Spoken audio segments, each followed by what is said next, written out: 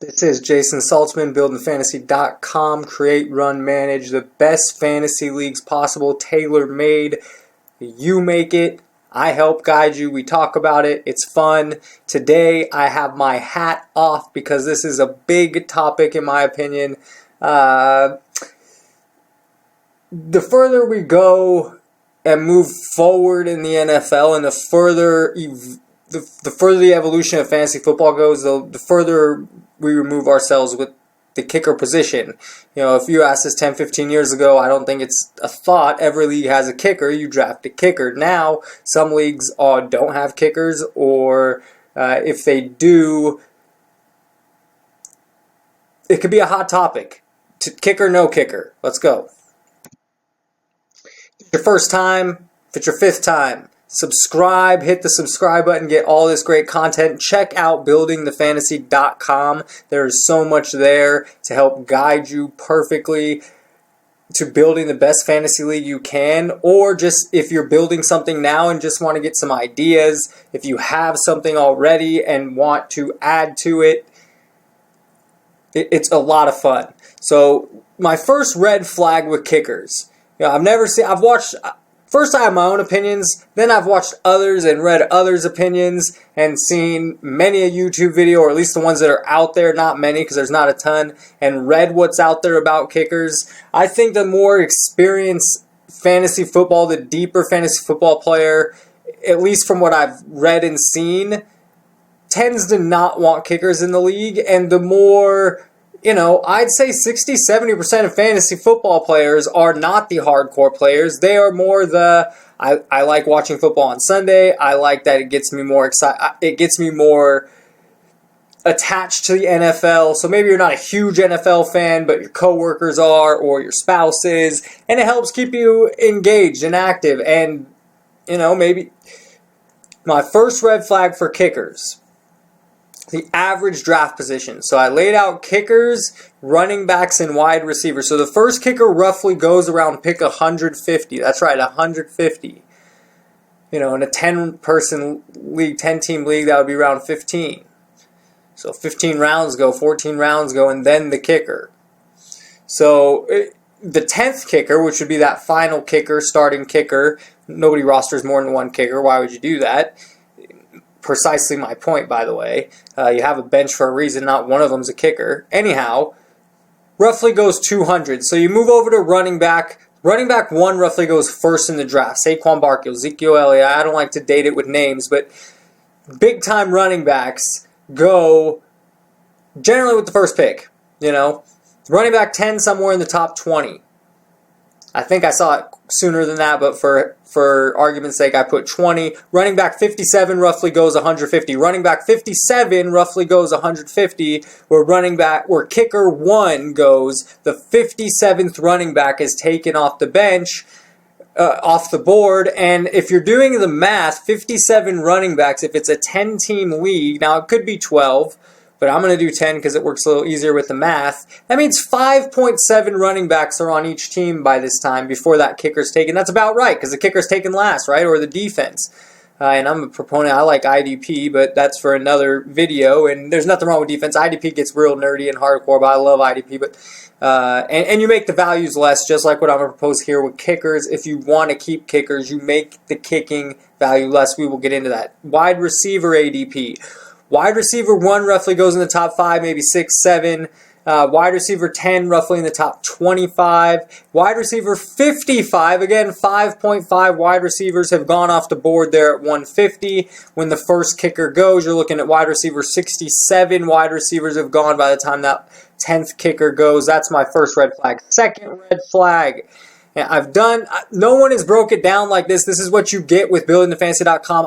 I care, and I have logic to it, and I also do my research. This is not, if I see something that I'm wrong about, of course I want to present that information to you, and I'm not saying, I don't want to propose either side. Do I think kickers are a little outdated? Yes. Do I think there's a great way to still implement kickers in your league? Absolutely. Let's go with this page, the turnover rate. If they are highlighted in yellow, That means they were not in the top 10 the previous year. So let's start in 2018, which is the highest actually turnover rate, with 50% actually falling. So let me explain this. Kai Forbath, or it is not Kai Forbath, that's Fairbairn, sorry, up at number 1 in 2018, 158 points. He was in the top 10. Where was he?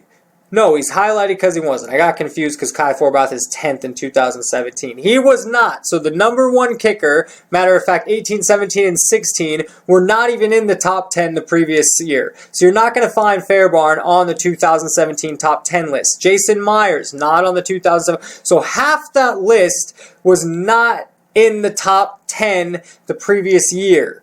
Okay, in 2017, 60% of that list was not on the top 10 so you look at that 2016 list, everyone highlighted. Greg Zuerlein, not in the top 10 the previous year. He finished 1. The top 3, as a matter of fact, got Kautsky and Gold, not in the top 10 in 2016. It got even worse. In 2016, if we look at that list, 80% of that list is brand new. There's only 2 kickers that made the top 10 list in 2015. That's Justin Tucker at 2 and Cario Santos tied for 8th or in 10th. They finished the only 2. So how do you research for that? How do you plan that? Yes, you can say, okay, well, we're going to go with high potent offenses, guys that get in the end zone. You're going to get extra points, domes. All right, but it's clear that the turnover rate is so high. The retention rate of a kicker finishing from top 10 to top 10 is very, very poor. If you play fantasy baseball, closers are similar to this route, where from year to year, it's hard to predict which closer is going to do the job. And that's why if you're maybe in an auction league, it's hard to really spend a ton of money,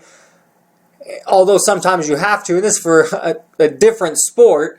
However, there is some comparison there. And so first being that you're taking kickers dead last. You're taking kickers when you're taking the 6th running back on your team basically is already filled, or 5 or 6 running backs to finally you take your kicker. And then on top of that, it's so random. I don't have a nice chart for how random it is week to week, but it's also a very high variance every week. A kicker might score 15 one week and have a big week, and the next week he turns around and scores 4.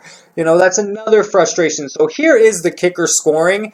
And I like to propose something that does work. And because some people in the league do want kickers. And a matter of fact, in the thing I will propose, instead of getting rid of kickers, I don't mind kickers whatsoever. If you can have a little bit on your other kicker, it's only going to be a point and a half, and in a close matchup, if you edge that, fine. But if it's a 9-point gap between kickers and it makes your week, that's frustrating to me. You see, when you're taking a kicker, let me finish this thought. When you're taking a kicker at 150 and they have a 12-point week, okay, they make 3 field goals at not a long distance and they get 3 extra points. Not a great game, a good game for a kicker, not great.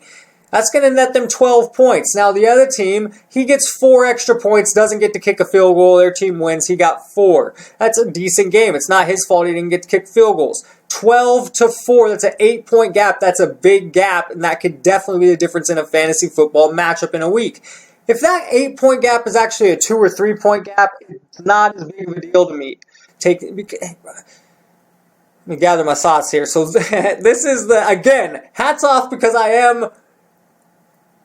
this is one to me that definitely needs more discussion. It's not as simple as have a kicker, don't have a kicker, because and certain leagues, it's one of those topics that people find themselves on. You're going to find a league where maybe 4, 5, 6 want a kicker and 4, 5, 6 don't want a kicker. It's not as clear cut. You know, so here is the scoring again. A shorter field goal in both Yahoo and ESPN is worth 3 points. So 39 yards or less is all going to be 3 points. A 40 to 49 is 4 points, and a 50 plus is 5. That's the same in both, and they both get 1 point for an extra point. There's no penalty on Yahoo, which I dislike, for missing field goals. If you miss a 39 or shorter on ESPN League, it's -2, and a 40 to 49, it's -1. That's how I would set up kicking. I've always set that up. I think that's important. If you miss an easy field goal, you should be slightly penalized. A deep field goal, even 40 plus, might not be penalized. That's a 47 yarder is not a chip shot. Maybe you shouldn't be penalized for that. But that's how ESPN does it. and that's how Yahoo does it. If you move forward, this is what it looks like, and this again is why I dislike it. So if we take Team A kicker and maybe Team C kicker, but let's just go one by one. So this kicker makes 3 long field goals and 1 extra point. It's actually 2 extra points. I didn't change it because I gave him 2 points. So it's 2 extra points. So 8. It's a total of 15 with 3 field goals and 2 extra points. Now, if your wide receiver 1 goes for 86 yards and a TD in a non-PPR, you're scoring less than that kicker. That's a wide receiver 1 you probably took in the second round, maybe 17th overall versus 150 overall, and a good game for both, a decent game for both. 3 field goals and 2 extra points, 86 yards and a TD. That's a decent game on both sides for a kicker and a receiver. Above average, average to above average, and the kicker is coming out on top that you took 177th versus the wide receiver that you took 17th. All right, so I hope that embeds in your head of why there's an issue there. Team B kicker, they also have a decent game. Now this is with a minus score, so this would be ESPN scoring. That's why I have it on the left. A kick, 37, a 48, a miss of 32, 3 extra points made. That's an 8-point total. Now your tight end 1, maybe you took a tight end 4th, 5th, 6th round, so that's 30th, 40th, 50th overall. But they have a decent game. They can't find the end zone, but they get 77 yards. So that's 7.7 total. This kicker scored 8. This kicker that you took 189th, who had a below average game, he made 2 field goals and missed 1, an easy field goal. He had 3 extra points gimmied, and he scores more than your tight end. Again, I'm getting emotional, but I'm trying to embed the point that with your kickers, you either want to send them goodbye, but I have a better idea, and that's cutting the points in half, and we'll get to that. Team C kicker, 37-yard field goal, 2 extra points, no missed field goals. They get 5 total. Again, wide receiver 2 has kind of a down game, but it's a down game for the kicker, and I'm just trying to explain that kicker still ends up with more points than your wide receiver 2 that maybe you picked in the 4th, 5th, 6th round that is a lot more valuable than any kicker. So why should that kicker in an off night or a bad game be scoring more than a wide receiver that had a decent game? So the problem I have with this is the week can be won with a big kicker performance. A 15-point total kicker A versus that 5-point total in kicker C. The kicker C didn't even have a bad game, but the kicker A outscored him by 10, and sometimes that is the difference in a week, and it shouldn't be. So what I propose is a compromise, and that's cutting the kicker scoring in half. And this is the same scoring here. So here I did put the 2 extra points, in the last slide I did not, but this time it only nets 1 point because everything is cut in half. So each extra point now is worth half a point. A 41-yard field goal, instead of being worth 4, it's now worth 2. A 52-yard field goal, instead of worth being 5, it's 2.5. Same thing with the negatives. So a 32-yard field goal miss, instead of being -2, I only put it at -1. I don't have a 40-plus. I think that's rough to get penalized on because it's not necessarily a chip shot. Your kicker shouldn't get penalized for that, so I don't have it. But do as you like. You can make it a half. You can make it however you want. This is how I would do it. And you compromise by cutting. And now a big kicker A and an okay kicker C or down is not as rough. Now it's a 5-point. You edged them out, and you did. You made 3 long field goals. They made 1. You made the same amount of extra points there. So comparing it back to those the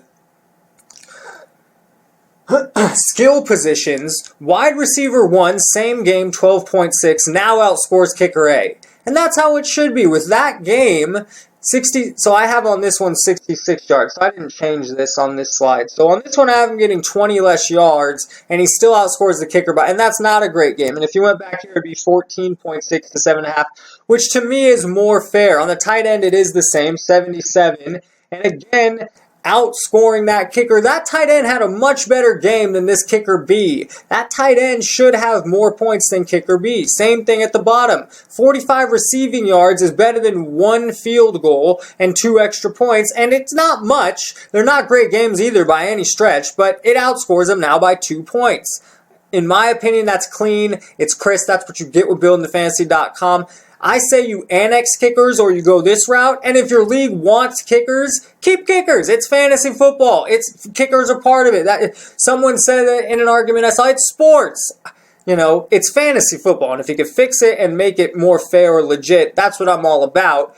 but the argument's out there. So that is what I would do. Here are some notes. Reasons to keep kickers part of the NFL. They're part of fantasy football. Reason to boot kickers. The high turnover rate from year to year. You can't know who's going to finish in the top 10 based off the previous years. Drafted last. They are drafted when the 57th running back is taken when the first kicker is taken. The high variance week to week, check it out. You can see I'm not making that up. Each week the kicker's variance is very high.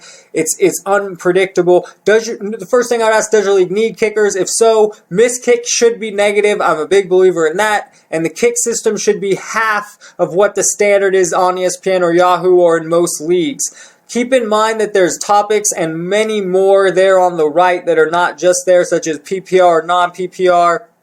What is IDP scoring? How do you implement the Superflex?